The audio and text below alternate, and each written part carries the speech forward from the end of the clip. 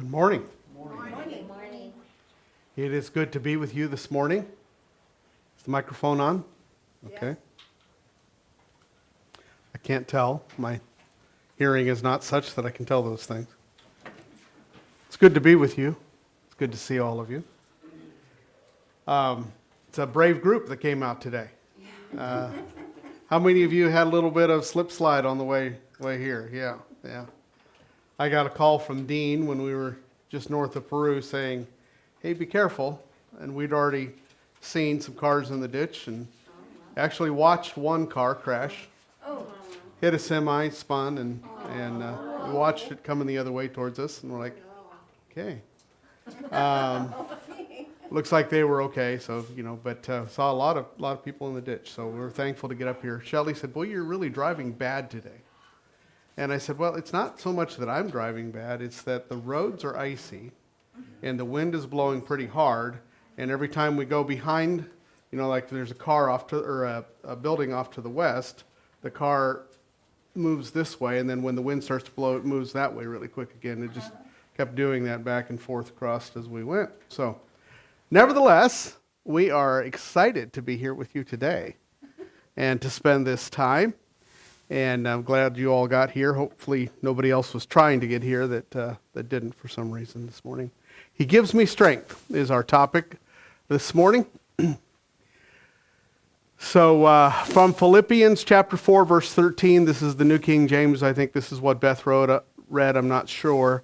I can do all things through Christ who strengthens me. That's our core text for today. I can do all things through Christ who strengthens me. What does it mean to have strength? Biblically, what does it mean to have strength? So let's start with prayer.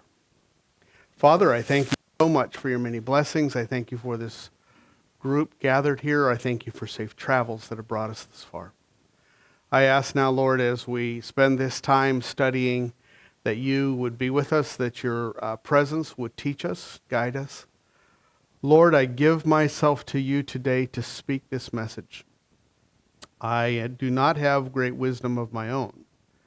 The only way that this becomes a meaningful experience to others gathered here is if you speak through me and touch their hearts, because that's something I cannot do. In Jesus' name, amen. All right. If we're going to talk about strength in the Bible, there's an obvious place to start. Who am I looking at here? Samson. Yeah, it might look like Daniel in the lion's den, right? Samson had a little different interaction with the lions. Judges chapter 13, verse 1 through 5 is where we start the story. Again, the children of Israel did evil in the sight of the Lord, and the Lord delivered them into the hands of the Philistines for 40 years. Now, we're going to stop before we read on further on this. I want to give you a context, a time frame, if you will. So by the time the book of Judges rolls around, the children of Israel have returned to the land of Egypt. They they've gone to Egypt, gotten out of Egypt. Moses has taken them through the wilderness.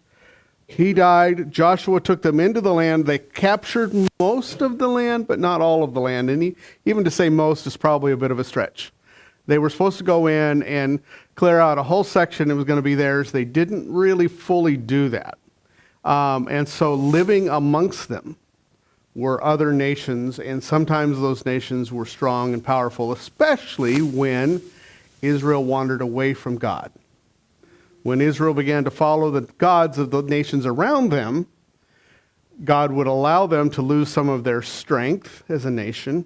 They would become subject to these other nations. And so here we are in the time of the judges. So there's no kings. King Saul hasn't come along, or David, or any of those kings that came after. There's no king in Israel. There's not even a strong prophet. We see prophets like Samuel and others along the line there who were strong prophets. There's not even a strong prophet. As a matter of fact, the book of Judges states several different times that this is a time when every man did what he thought was right. In other words, each person was doing what they thought was right. But God had intended for them to follow him. And I want to point out one other thing before we move forward. As Moses was dying, he said to the people of Israel, be faithful to God, follow God. All of your days, always do it. And the people said, everything you said we'll do. And he said, no, you won't. Why did he say that? Well, because for 40 years he led them through the wilderness. They couldn't stay straight with God for a day and a half. You know what I mean? They would start to follow God, and then pretty soon they're off somewhere else. He goes up. They hear the voice of God speaking from Mount Sinai. They hear it with their own voices, so much so that they say, please don't let God ever do that again. It's terrifying to us, right? They hear him. Moses goes up on Mount Sinai, gets the 10 commandments from God for 40 days. He's up there. And while he's up there, they built a golden calf and began dancing around and sacrificing to this golden calf. 40 days, right? After they heard the voice of God. And it's not like a couple people heard the voice of God. They heard the voice of God. They all heard the voice of God. Some heard exactly what God said. Some heard the mountains rumbling. Whatever it was terrifying to everyone. Said, please don't ever let us do that again. Right? So Moses dies. Joshua comes along. And at the end of his life, Joshua says, be faithful to God. Follow God always. And they said, everything you said we'll do. And he said, no, you won't. Why? Because he experienced it too. He'd been leader for many years. And guess what he saw? People who didn't follow God. They talked about it.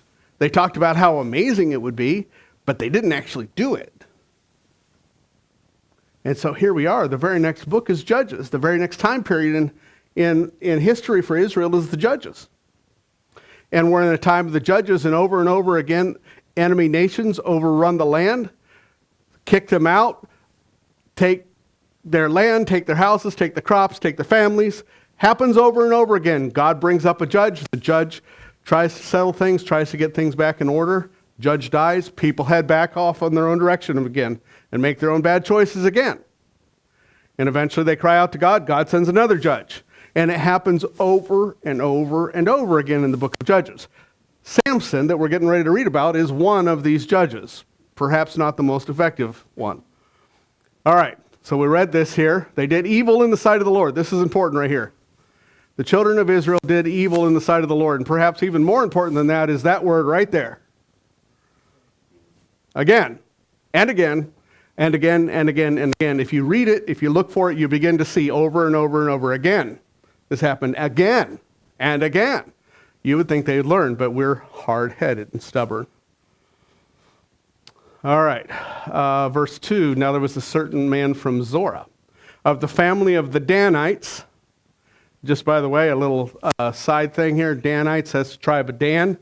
In his blessings of his 12 sons, Dan got the role of being judge. His father said, you will be the judge, right? And so many of the judges came from Dan. Even the name Daniel is reference to Dan. Whose name was Manoah, and his wife was barren, and they had no children. We've probably seen these patterns before. The angel of the Lord appeared to the woman and said to her, indeed, now you are barren and have borne no children, but you shall conceive and bear a son. And now, therefore, please be careful not to drink wine or similar drink, and not to eat anything unclean. For behold, you shall conceive and bear a son, and no razor shall come upon his head, for the child shall be a Nazarite to God from the womb, and he shall begin to deliver Israel out of the hand of the Philistines. The Philistines is one of the nations around them. The nations around them that's worshiping Baal, however you want to pronounce it. And they have overrun Israel, have taken a lot of what they own, a lot of their property, a lot of everything, and he's going to begin. That's his role, his job. So, in Judges, we're told the story of Samson, described as the strongest man who ever lived. And it's a powerful and tragic story. Samson, that's a mistake, began as a baby, promised by God. The specific promise was he would begin to deliver Israel. He was raised in a very specific way with many details. And one of those details was that his hair was never, ever to be cut. Now there's a thing called a Nazarite vow. We see Paul taking one in Scripture think it was Paul. Anyway, when you took a Nazirite vow, you would not cut your beard. You would not cut your hair. You would not do anything for a period of time. Well, this young man was raised. His whole life was he's never going to shave. He's never going to cut his hair. He's never going to do any of this thing. As he grew, he had become very strong and foolish, as we'll see here. So, Judges 14, next chapter, beginning in verse 5. This spreads over like 4 or 5 chapters. Too much for us to read all in one. So Samson went down to Timnah, that's a nation or a city in the Philistine land, with his father and mother, and came to the vineyards at Timnah. Now to his surprise, a young lion came roaring against him. And the Spirit of the Lord came mightily upon him, and he tore the lion apart as one would have torn apart a young goat, though he had nothing in his hands, but he did not tell his father or mother what he had done. First off, I'm not a strong man, right? But I don't think I'm strong enough to tear apart a goat. I mean, I'm not trying to get too graphic here, but this is strong, right? This guy, to just be able to grab a lion, not have anything in his hands, that's a strong man. He went from there down and talked with a woman, and she pleased Samson well. Remember, this is a woman of the Philistines. After some time, when he returned to get her, he turned aside to see the carcass of the lion, and behold, a swarm of bees and honey were in the carcass of the lion. And he took some of it in his hands and went along eating. When he came to his father and mother, he gave some to them, and they also ate, but he did not tell them he had taken the honey out of the carcass of the lion. All right. Now, we're going to talk for just a minute here. Why did he not tell mom and dad that he'd taken the honey out of the carcass of a lion? Yeah, gross, right? There's the gross factor, right? Right? But there's another factor in Jewish tradition, right? That is, you don't touch a dead animal, right? You don't touch a dead animal. You certainly don't eat anything associated with a dead animal in any way. It's unclean. They're not allowed to eat it. So you can't just take a dead animal and eat. You find a dead animal laying beside the road. Even today, you don't just pick up a dead animal from the road and eat it, right? People might hunt, but you don't typically just pick up a dead animal from the road because there's a lot of various reasons why animals die, right? And you don't know how long it's been there. You don't know what's, right? So you don't just take honey out of the carcass of a lion. You don't do it. It's gross, number one, but against the law, number two. And Samson is a judge in Israel. He's supposed to be the man that's turning the people back to God. And yet he's not following God's basic laws, the laws that have been in place for generations. You don't eat stuff from a dead animal. You don't do it. Not to say they're vegetarian, you don't take an animal that's been dead and eat from it. All right, so when humans and lions meet, we don't usually do much tearing. In fact, we're usually on the receiving end of tearing, right, if it doesn't go very well. And yet Samson is able to do something different. We don't have time to detail much of his life because this is a broader sermon on strength. In chapter 15, we're told that Samson killed 1,000 men of the Philistine enemies. They'd come to capture him. The only thing he had as a weapon was the jawbone of a donkey, and he killed 1,000 people. In chapter 16, Samson went to spend the night with a woman in a Philistine city.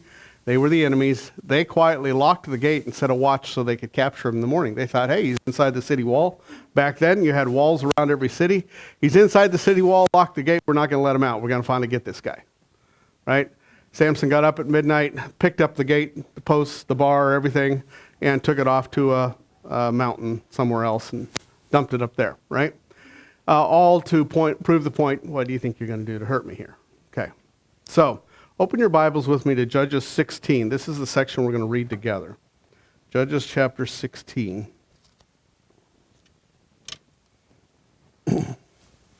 Judges chapter 16, beginning to read in verse 4.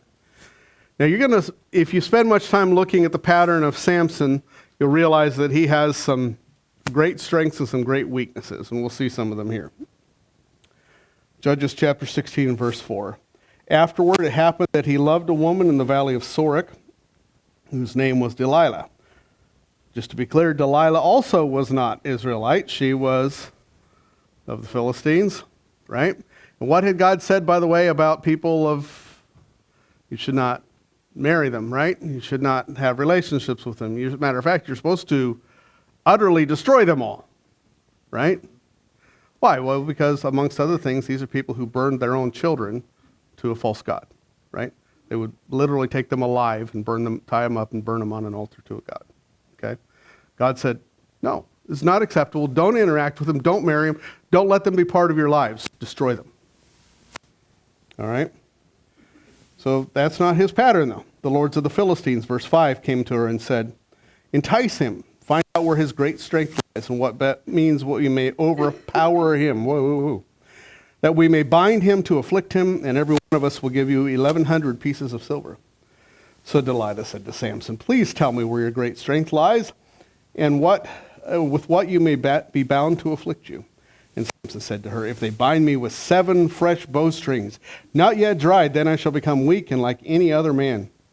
So the Philistines, the lords of the Philistines brought to her 7 fresh bowstrings, not yet dried, and she bound him with them. Now the men were lying in wait, staying with her in the room. And she said to him, the Philistines are upon you, Samson. But he broke the strings as a strand of yarn breaks when it touches fire. And so the secret of his strength was not known. Then Delilah said to Samson, look, you've mocked me and told me lies. Now please tell me with what you may be bound with.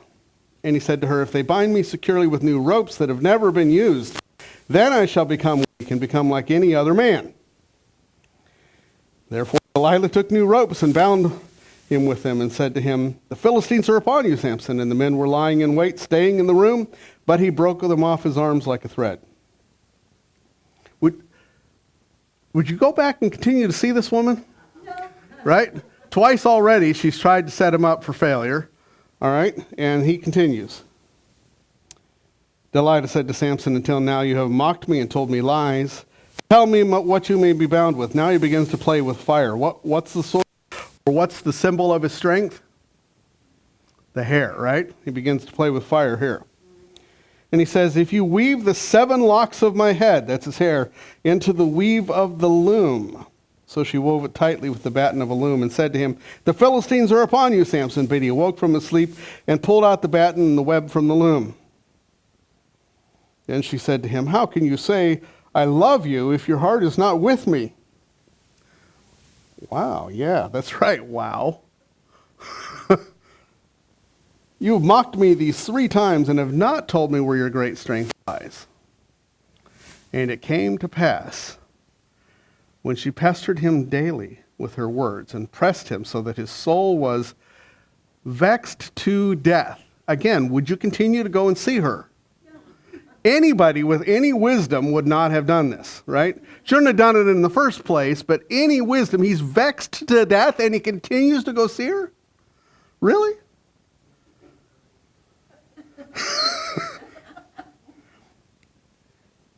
That he told her all that was his heart and said to her, no razor has ever come upon my head, for I have been a Nazirite to God from my mother's womb. If I am shaven, then my strength will leave me and I shall become weak and be like any other man. So the person who's already 3 times tried to set him up for failure, he tells her the exact, why would he do this? Why would he do this? Making bad choices in life? Right? One of the things that's very, very viable, one of the ideas that's been brought to me about this, and I think this is a good thought process. I'm not so sure Samson was a true believer in the God that he served. Samson had begun to think that the source of his great strength was Samson, those mighty muscles that he had. So it really didn't matter if they cut off his hair or not, because he's still strong enough. He can still overcome them. He doesn't realize he's begun to believe in Samson, right? Instead of God. Verse 18.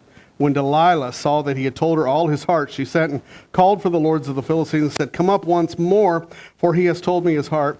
So the lords of the Philistines came to her and brought the money in their hands, and she lulled him to sleep on her knees and called for a man to shave off the 7 locks of his head. And then she began to torment him, and his strength left him. And she said, the Philistines are upon you, Samson. So he awoke from his sleep and said, I will go out as before at other times and shake and shake myself free, but he did not know the Lord had departed from him. Then the Philistines took him and put out his eyes, brought him down to Gaza, where they bound him with bronze fetters, and he became a grinder in the prison. Became a grinder in the prison. Terrible story. Terrible story. Here he is. It's hard to tell from that picture, but he's being a grinder in the prison there, turning a mill wheel.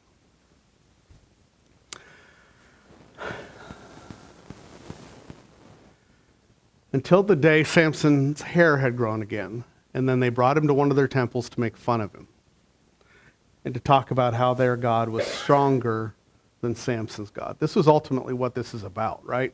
Think about this. When the Lord says, I am the Lord your God, you shall have no other gods before me. Why does he say that? Why does he say you shall have no other gods before me? Because there actually aren't any other real gods, right? That's the reason why. There's no other gods. He actually describes himself as a jealous God when he's talking about things like this, right? As a matter of fact, he takes it a step further. We often talk about the names of God. And one of the names of God, we see the Lord your God, whose name is jealous. So one of the names of God is jealous. He does not want his people worshiping other gods. Why? Well, number one, they're false gods. They're not real gods unless you want to call Satan a god. They don't exist. There's not such a thing as the other gods out there. And so here they are. Samson, in theory, has got power from God to overpower these people, but he doesn't do it. He's left God behind. He's done his own thing. And now they brought him into their temple, and they're making fun of him. And the way that they're making fun of him is saying, our God is stronger than Samson's God. Right?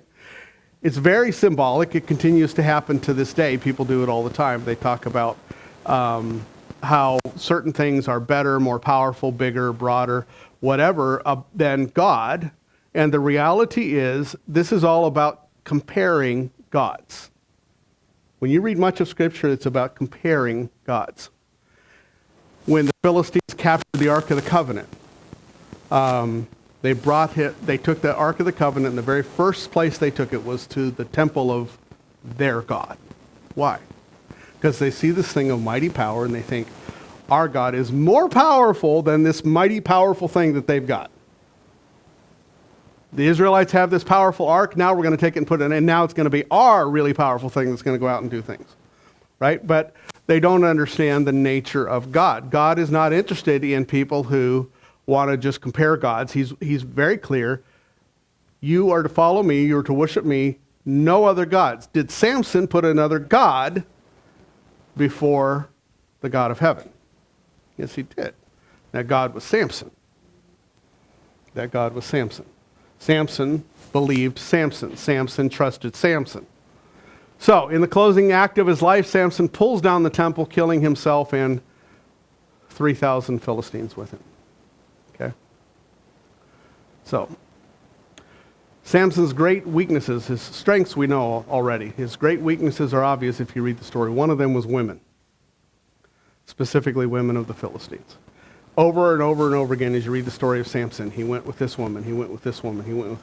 One point in time, he told his parents, I like that woman over there, and they said, well, can't you find a woman of our people?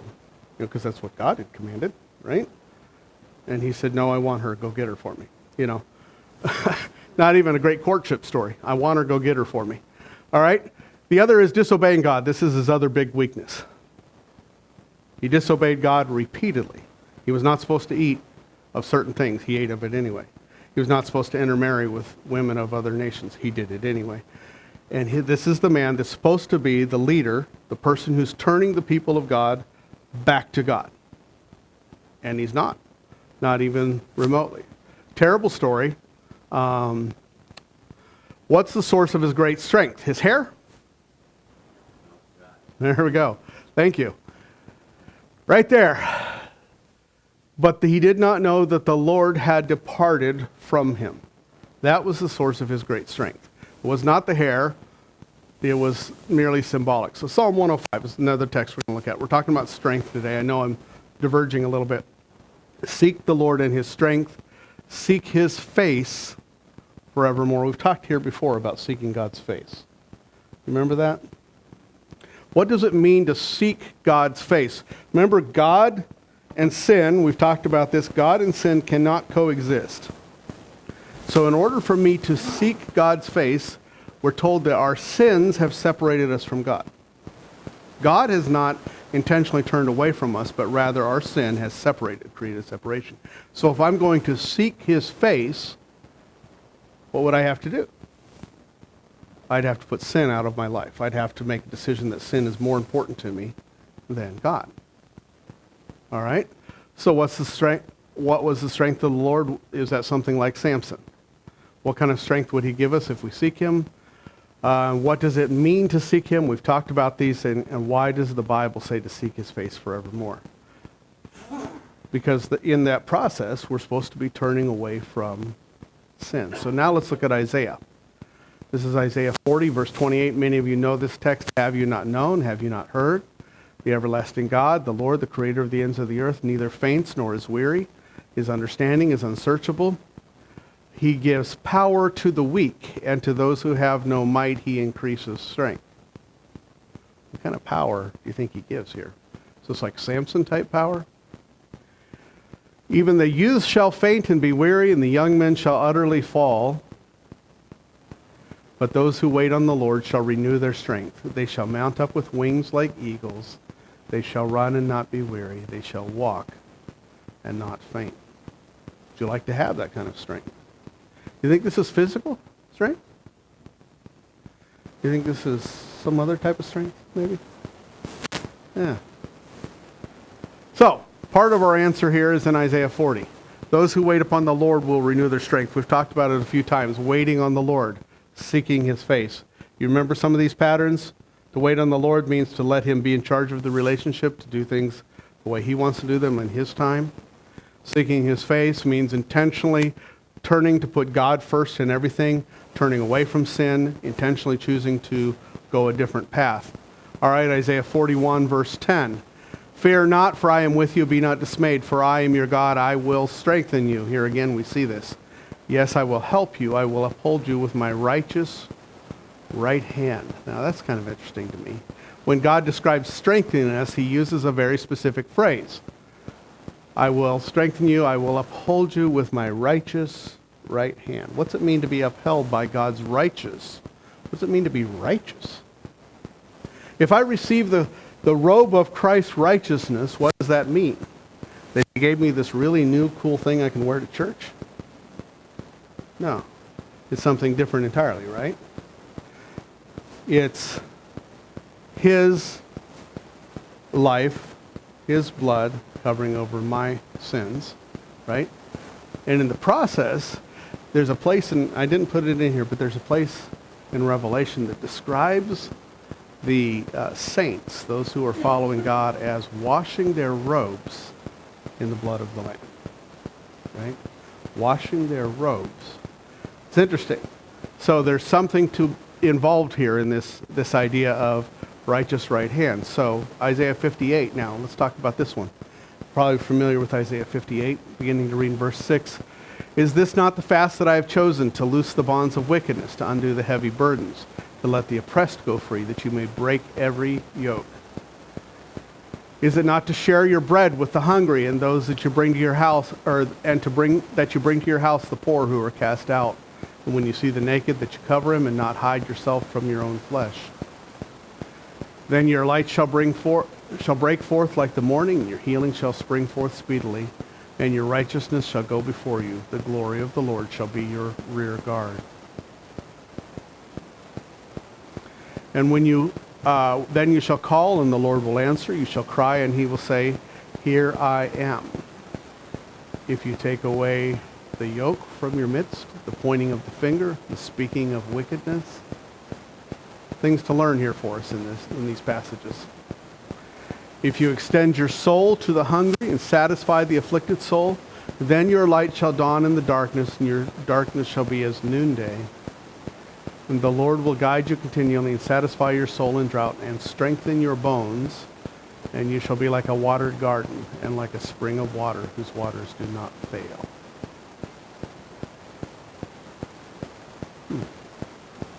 What do you think he means by these things? Do you think that this is physical strengthening your bones? And matter of fact, let's back up a little bit here. Does he mean all of these things that he's talking about? Are these physical? Are these spiritual? Are they both maybe? Share your bread with the hungry. Bring into your house the poor who are cast out. Clothe the naked. Those are physical things, right? These are things that people of God do. It's interesting to me. Isaiah 58 is a fascinating passage. All right, so let's keep moving on here because we do have places to go today. God specifically links care for the spiritual and physical needs of others and him strengthening us. He ties them to it. If we would do all of these things, we would look out for the physical and spiritual needs for people around us, then he would strengthen us. He will guide you continually and satisfy your soul in drought. Strengthen your bones. Whoops. So let's look at another story. We're just about done here. We'll look at another story of strength in the book of Judges. And this one's also, it's in Judges there, the story of Gideon. You've probably heard the story. We're not going to go deep into it today. Just a little bump against it, and then we're going to wrap up because we have communion today. Now the angel of the Lord, Judges chapter 6, beginning in verse 11. Now the angel of the Lord came and sat under the terebinth tree, which was in Orpah, which belonged to Joash the Abiezrite, while his son Gideon threshed wheat in the winepress in order to hide from the Midianites. So this time it's the Midianites that have come in. He's threshing wheat. It's the time of the harvest of the wheat. But if he goes to the threshing floor, because in theory you have a threshing floor where you thresh the wheat, which is kind of a rocky area where you would beat the wheat out so that the husk would come off, right? But he's doing it in the wine press, which is another kind of a rocky area where you would press grapes. He's doing it there. Why? Well, because the Midianites would take anything. If they found him out on the threshing floor, they're going to take his wheat. So he's gone to a place where they wouldn't look for him, right? And let's see here. Then the angel of the Lord appeared to him and said to him, "The Lord is with you, mighty man of valor." Gideon said to him, "O my Lord, if the Lord is with us, then why has all this happened to us? And where are all his miracles which our fathers told us about, saying, didn't the Lord bring us out of Egypt? But now the Lord has forsaken us and delivered us into the hands of the Midianites." Why? Well, again, we don't have time to go into the story because we're looking at a broader sermon on strength. But even Gideon, his very first act when he finally believed and followed the Lord, his very first act the Lord asked him to do was to tear down the altar and the idol in his own father's property, right there where he lived, right? That's his very first act. So why is the Lord forsaken him? Well, because you're worshiping idols. You're following other gods. And Gideon, who is called of God, the very first thing he has to do is tear it down in his own home, right? So why isn't the Lord with him? Why don't they see the Lord there? Well, because they're worshiping other gods. They've turned off and followed other gods. And basically what God does is when people begin to follow other gods, he begins to say, well, why don't you talk to the God you believe in, right? See if that God does something for you. Why don't you try it? Talk to him, see what he does. See if he helps you out. And then when people start to wail and moan and go, oh, God isn't helping us, well, that's because you're not talking to the right God. Talk to the right God. Follow the right God. Do what the right God says to do. All right. So Gideon is confused. The first thing the angel says is the Lord is with him, and then calls him a mighty man of valor. Gideon, let's see here. Why have our enemies occupied the land? Why are they taking our food? Why is life so bad if God is with us? To say nothing of the fact that Gideon, up to this point, is not known as a man of valor. And he goes ahead to point that out. Then the Lord turned to him and said, "Go in this might of yours, you shall save Israel from the hands of the Midianites. Have I not sent you?" And he said to him, "O my Lord, how can I save Israel? Indeed, my clan is the weakest in Manasseh, and I am the least in my father's house." Go in this your strength. Wait, what? Go? What exactly is my strength? I'm from the tribe of Manasseh. Let me put you something up here on the numbers here. Do you see Manasseh in there anywhere? This is the fighting men listed as of Numbers chapter 1 and 2 from the different tribes. Where's Manasseh on the list of strong tribes? They're the weakest by far. Okay? Weakest by far as, let me point out here, Ephraim and Manasseh, you notice that there's no Joseph on here. Ephraim and Manasseh are Joseph's two children. Okay? And Jacob, I was just reading this part this morning as part of my devotional time. Jacob claimed them as his own. He gave them specific blessings, and then he promised that Joseph would have a double portion.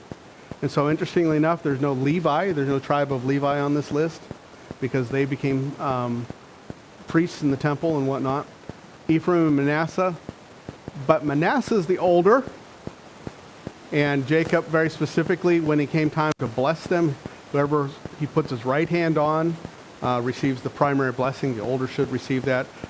Joseph brought his sons before him, put his oldest son right there, and Jacob specifically crossed his hands and blessed Ephraim, the younger, over Manasseh, right? So now, here, all of these years later, here's this man from the tribe of Manasseh, the smallest, the weakest of all the tribes, right? And he's called of God. God says, go in this your strength. We're the smallest tribe. In fact, I'm from the smallest clan in the smallest tribe of Israel. In fact, a step further, I'm the least man in my family. I'm the youngest. I'm the less important man in my entire family, in the entire clan, in the entire tribes of all the tribes of Israel. I'm the least important man of all of them. How am I supposed to do this? Right? Go in this my strength. What strength do I have? Not a fighting man. He's not well known for his skills. He's not well known for his ability to marshal an army. He doesn't know anything about this kind of stuff. And then the Lord turned to him and said, go in this might of yours, and you shall save Israel from the hands of the Midianites. What's his might? God didn't give him much more than this. If you read the whole passage there, you'll see God didn't give him that much more than this. As a matter of fact, he sent him to fight with the enemy with 300 men. So what's his might? It's the very next line. Have I not sent you? That's his might. That right there is the whole thing that's his might, his strength. So oftentimes, even today, we think of somehow or another that God's going to give us strength. Beth alluded to this earlier. I like this. Our strength, when God gives us command to do something, he gives us the ability. So how about you? Let's talk about this. God has committed to be your strength. When we seek God's face, we are learning to know him. In seeking to know God, we learn to wait and to listen to him. When we listen to God, we learn to obey him. When we obey God, we learn to care about those around us. When we care for those around us, he upholds us with his righteous right hand. When he upholds us with his righteous right hand, his biddings become our enablings. I'm not the one who made up this phrase right there. His biddings, there's other Bible scholars that have pointed this out. His biddings become our enablings. When God tells us to do something, in the very act of saying go and do, he gives us the strength to do it. So when he says to Gideon, go and deliver Israel from the Midianites, haven't I sent you? Right there, he's given him everything he needs to know. Everything is necessary. I'm just fascinated. So anyway, let's wrap this up. Philippians 4:13. I can do all things through Christ who strengthens me. We could take a lot more time and compare this to other texts in the Bible, like the Great Commission, things like that, but we're not going to do that today. So we're going to move into communion now. I think ladies are in here. Is that correct? Gentlemen will be in here. And we'll return and finish up the rest